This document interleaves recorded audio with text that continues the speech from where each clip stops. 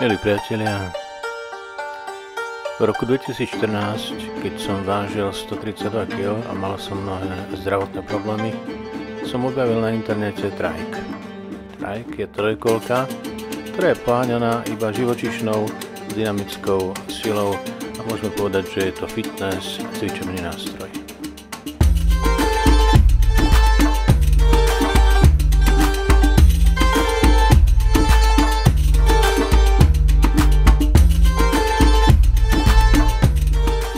Princíp pohybu je curving.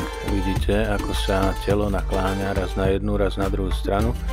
A samozrejme riaditkami predným kolesom kormidlujete do takých viditeľných osmičiek.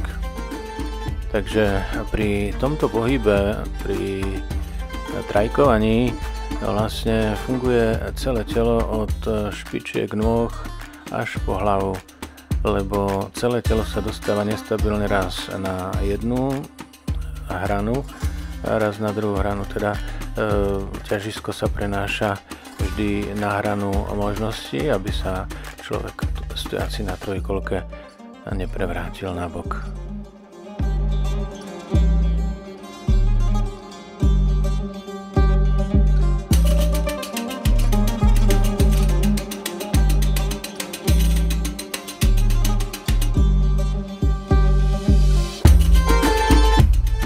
Milí priatelia, ponúkam vám toto video najmä z toho dôvodu, že možno pre viacerých bude tento cvičebný nástroj inšpiráciou, nakoľko ho už málo kde môžeme vidieť.